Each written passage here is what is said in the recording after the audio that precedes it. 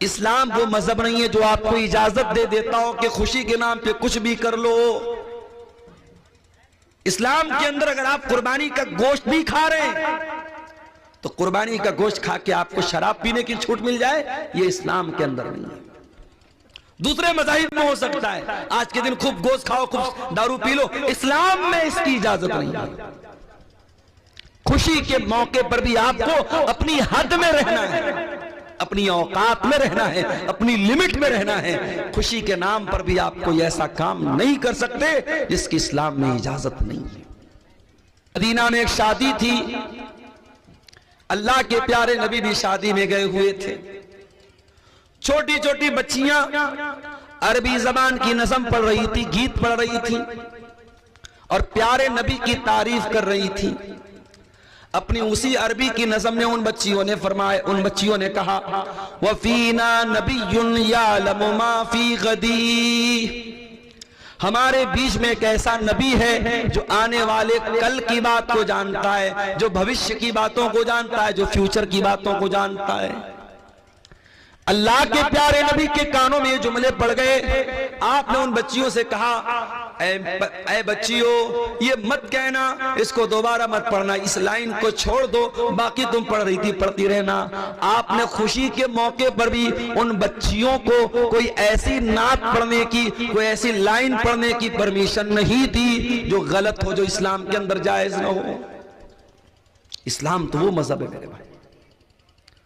दुनिया के और मज़ाहिब में इंसान अगर मर गया, कहीं बैंड बाजा बजा करके उसकी अर्थी निकल रही है, कहीं सारे लोग कोई चीज पढ़ रहे हैं, या गम के नाम पर सब लोग रो रहे हैं, बड़ी बड़ी बातें कर रहे हैं। इस्लाम में गम के नाम पर भी आपको अपनी हद से निकलने की इजाजत नहीं दी। आपके जितने भी करीबी रिश्तेदार का इंतकाल हो जाए, बच्चे का इंतकाल हो जाए, माँ को इजाजत नहीं, बेटे का इंतकाल हो जाए, बाप को इजाजत नहीं, बीवी का इंतकाल हो जाए, शौहर को इजाजत नहीं कि वो अपने गरिबान को चाक करे, अपना कपड़ा फाड़े, अपने गाल पे थप्पड़ मारे।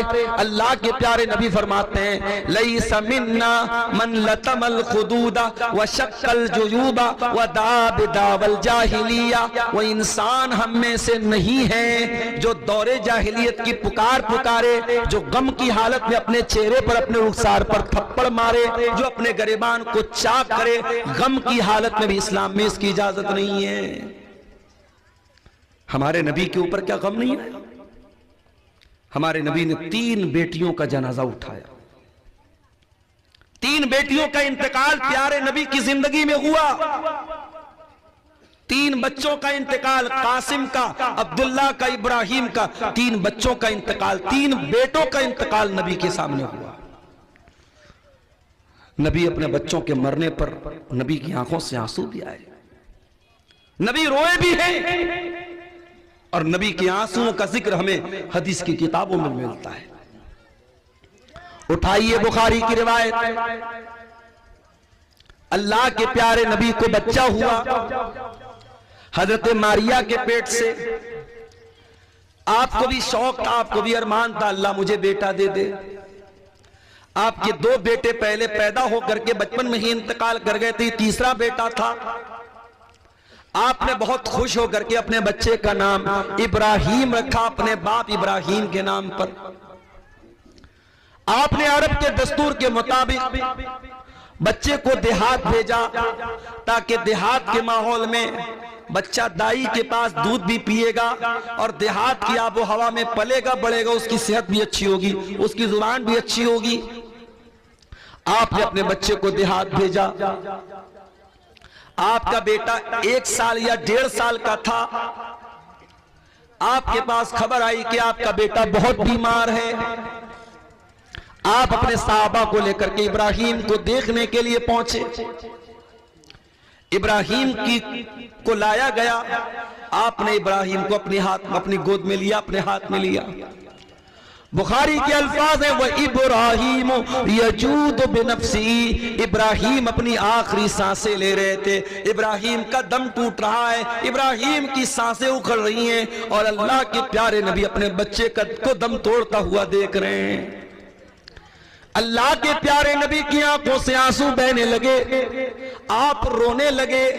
साहबे किराम ने कहा, अय अल्लाह के नबी, हम ये क्या देख रहे हैं, आप रो रहे हैं, आपकी आंखों से आंसू बह रहे हैं। आपने फरमाया, हाय मेरे सहाबा, हाज़िही रहमतुन जअलहा अल्लाहु फी कुलूबि इबादी। ऐ मेरे सहाबा, ये आंसू तो एक बाप के आंसू हैं जो अपने बेटे के लिए रो रहा है। एक बाप अपने बच्चे के ऊपर आंसू बहा रहा है, आंखों से आंसू बह रहे हैं। उसके बाद आपने क्या फरमाया, जरा गौर करना मेरे भाइयों। आपने फरमाया, इन्नल ऐन तदमा वल कल्ब यहज़ुन वला नक़ूलु इल्ला मा यरज़ा रब्बुना व इन्ना बिफ़िराक़िका या इब्राहीम लमहज़ूनून। ऐ मेरे बच्चे इब्राहिम, तेरे जाने से तेरे बाप की आंखों से आंसू बह रहे हैं, तेरे बाप का दिल गमगीन है। और ऐ मेरे बच्चे, तेरे जाने से तेरा बाप बहुत दुखी है, मगर तेरा बाप अपनी जबान से कोई ऐसी बात नहीं निकालेगा जिससे अल्लाह नाराज हो जाए। यह है इस्लाम।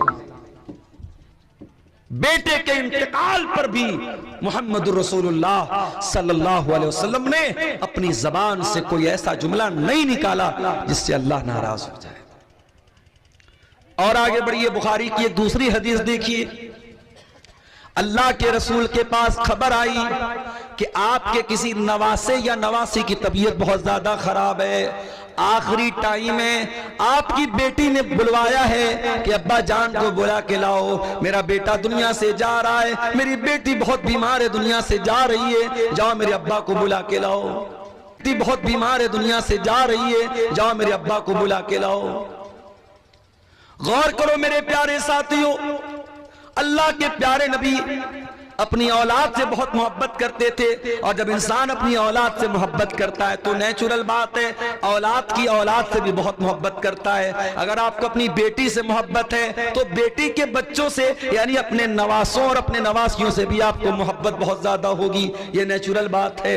अल्लाह के प्यारे नबी को भी अपने नवासे से बहुत ज्यादा मोहब्बत थी, लेकिन जब बेटी का पैगाम आया, अब्बा को बुलाया जा रहा है, अल्लाह के प्यारे नबी ने बेटी के पास पैगाम भिजवाया, जाओ मेरी बेटी से कह देना, इन्ना लिल्लाहि मा आता व लहू मा अखज़ व कुल्लु शैइन इंदहू बिअजलिन मुसम्मा।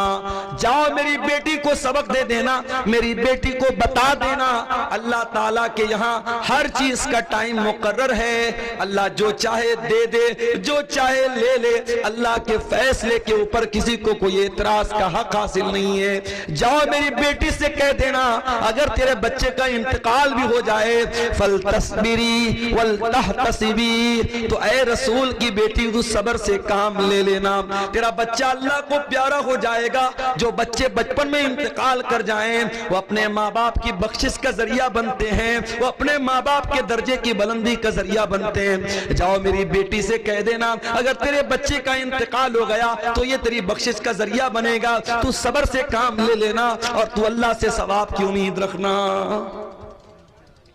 नबी की बेटी ने दोबारा किसी को भेजा कि जाओ मेरे नबी, मेरे अब्बा को बुला के लाओ, मेरे बेटे की तबीयत बहुत नाजुक है, आखिरी सांसें ले रहा है। अल्लाह के प्यारे नबी अपने कुछ सहाबा को लेकर के अपनी बेटी के घर पहुंचे। सामने आपका नवासा या नवासी, किसी हदीस में नवासे का भी लफ्ज है, किसी हदीस में नवासी का भी लफ्ज है, आपका नवासा या नवासी आखिरी सांसें ले रहा है। अल्लाह के प्यारे नबी ने अपने नवासे को मरता हुआ देखा, आपकी आंखों से आंसू बहने लगे। सहाबे किराम ने कहा, अल्लाह के नबी, हम आपको भी देख रहे हैं कि आप भी रो रहे हैं, आप भी ऐसे मौके पर रोने लगते हैं, आपको भी अपने आंसुओं पर कंट्रोल नहीं होता। आपने फरमाया, इन्नमा यरहमुल्लाहु मिन इबादिहि राहिमीन। ऐ मेरे सहाबा, ये आंसू तो रहमत की निशानी है, और अल्लाह ताला अपने उन्हीं बंदों पर रहम फरमाता है जिन बंदों के दिल के अंदर रहमत पाई जाती हो, रहम पाया जाता हो। बेरहम लोगों पर अल्लाह ताला रहम नहीं करता। तो गम के मौके पर भी मेरे प्यारे साथियों, इस्लाम में कोई ऐसी हरकत करने की इजाजत नहीं है जो गलत हो, जो इस्लाम के खिलाफ हो। इस्लाम तो दीन है, इस्लाम इतना सिंपल दीन है। बच्चा पैदा हुआ, दुनिया के और मज़ाहिब में क्या होता है, बच्चा पैदा हुआ तो लोग क्या क्या करते हैं। इस्लाम कहता है बेटा पैदा हुआ तो 7वें दिन अकीका किया जाए।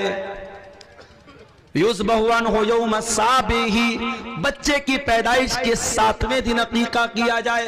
और मसला याद रख लो, अकीका सुन्नत यही है कि 7वें दिन किया जाए। हाँ, अगर बहुत मजबूरी है, बाप के पास पैसा नहीं है, जानवर लाने की ताकत नहीं है, या कोई बहुत बड़ा मसला है और 7वां दिन अगर क्रॉस हो गया तो फिर उसके बाद कभी भी कर सकते हो। फिर कोई जरूरी नहीं कि 14वें दिन किया जाए या 21वें दिन किया जाए। सुन्नत तो ये है, अफजल तो ये है कि 7वें दिन किया जाए। अगर 7वें दिन न हो सके तो फिर कभी भी कर सकते हैं। ये मसला याद है।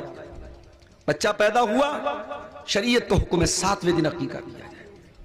और बाप के पास अगर ताकत है अकीका करने की और फिर भी अकीका नहीं करता है, और बाद में मौलवी साहब से पूछता है, मौलवी साहब वलीमा हो रहा है घर में, क्या उसमें अकीका कर सकता हूं? क्या कुर्बानी कर रहा हूं बकरीद के मौके पर, क्या कुर्बानी में अकीका का भी जानवर ला सकता हूं क्या? याद रखो, अगर बच्चे की पैदाइश के 7वें दिन ताकत थी और आपने नहीं किया तो गलत किया, और इसका जवाब अल्लाह के आपको देना पड़ेगा। इसलिए कि अल्लाह के नबी फरमाते हैं, कुल्लु गुलामिन मरहूनुम बिअकीकतिही, हर बच्चा अपने अकीका की वजह से गिरवी रहता है। गिरवी का मतलब समझते हैं आप? गिरवी मिसाल के तौर पर मैंने आपको मोबाइल गिरवी के तौर पे दिया और 10,000 रुपया आपसे मैंने उधार लिया। अब ये 10,000 रुपया जो मैंने उधार लिया है, जब तक मैं अदा नहीं करूंगा मुझे मेरा मोबाइल वापस नहीं मिलेगा। गिरवी का ये मतलब होता है। अल्लाह के नबी फरमाते, कुल्लु गुलामिन मरहूनुम बिअकीकतिही, बच्चा गिरवी रहता है अपने अकीका की वजह से। जब तक उसका अकीका नहीं कर देंगे, बच्चा अपने माँ बाप की बख्शिश का जरिया नहीं बनेगा। या ये कह लीजिए कि बच्चे की तरबियत का और बच्चे के बाप होने का जो हक है वो आपका हक अधूरा माना जाएगा।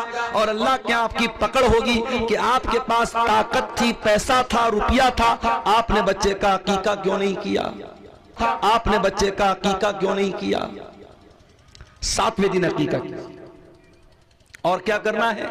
वो युसम्मा, और बच्चे का नाम रखना है। और नाम भी बहुत सोच समझ के रखना है, क्योंकि नाम का असर पड़ता है इंसान की जिंदगी पर। बंगाल और बिहार में और खास तौर से आपकी शेरशाबादी बिरादरी में नामों के सिलसिले में मैं कभी कभी बड़ा परेशान हो जाता हूं। बड़े उल्टे सीधे नाम मिल जाते हैं। मुसलमान लड़का है और नाम बिल्कुल गैर इस्लामी या उल्टा सीधा नाम, न अरबी में वैसा कोई नाम है न उर्दू में वैसा कोई नाम है। नाम रखो तो एक बार किसी आलिम से मशवरा कर लो। एक जगह एक औरत ने अपनी बच्ची का नाम रखा अलम तरा। किसी ने पूछा, भाई तुमने ये नाम कहां से रखा? बोली कुरान में आया अलम तरा। अरे अल्लाह की बंदी, अलम तरा कुरान में तो आया। कुरान में तो इबलीस भी आया है, कुरान में तो फिरौन भी आया, कुरान में तो हामान भी आया। किसी लफ्ज का कुरान में आना ये इस बात की दलील नहीं है कि उसको नाम बना लिया जाए। आजकल एक नया ट्रेंड चला है इंटरनेट पर देख करके नाम रखने का। इंटरनेट पर नाम देखा अनानिया, नाम रख दिया अनानिया। अरे अल्लाह के बंदे, अनानिया का क्या मतलब होता है? तू अरबी जबान जानता नहीं, तू किसी आलिम से कांटेक्ट करता नहीं, तू इंटरनेट के फतवे पर अमल करता है। अपने बच्चे का सही नाम रखो। या तो अपने बच्चों का नाम सहाबा के नाम पे रखो, सहाबियात के नाम पे रखो, नबियों के नाम पे रखो। या अगर लड़का पैदा हुआ है तो अल्लाह ताला के 99 नामों में से किसी एक नाम को ले लो और साथ में अब्द लगा दो। जैसे अल्लाह के 99 नामों में एक नाम अर्रज़्ज़ाक़ है, आप अब्द लगा के अब्दुल रज़्ज़ाक़ कर सकते हो। अल्लाह के 99 नामों में अर्रहमान है, आप अब्द लगा के अब्दुल रहमान कर लो, अब्दुल वहाब कर लो, जितने अल्लाह ताला के जितने नाम हैं उसमें आप अब्द लगा करके बच्चे का नाम, लड़के का नाम रख सकते हैं। या सहाबा के नाम पे रख दीजिए या सहाबियात के नाम पे रख दीजिए। और अल्लाह के नबी फरमाते वयुहलक़ु रासुहु, बच्चे का नाम रखा जाए, 7वें दिन बच्चे का अकीका किया जाए और बच्चे का बाल मुड़वाया जाए। 7वें दिन बच्चे का बाल मुड़वाया जाए। और उस हदीस से यह भी पता चलता है कि बाल के वजन के बराबर चांदी अल्लाह की राह में सदका की जाए। यह है इस्लाम की तालीम। बच्चा पैदा हुआ, इस्लाम की तालीम यह है। और आगे बढ़ो, बच्चा थोड़ा समझदार हुआ, इस्लाम यह कहता है कि तू बाप है, तू मां है। बच्चा तुझसे सीखता है। बच्चा स्कूल बाद में जाता है, मदरसा बाद में जाता है, पहले मां से सीखता है, पहले बाप से सीखता है। बाप अगर सिगरेट पीने वाला है, शराब पीने वाला है, बाप गाली देने वाला है, बच्चे को सिखाने की जरूरत नहीं है, बच्चा तेरे कहे बगैर गाली देना शुरू कर देगा।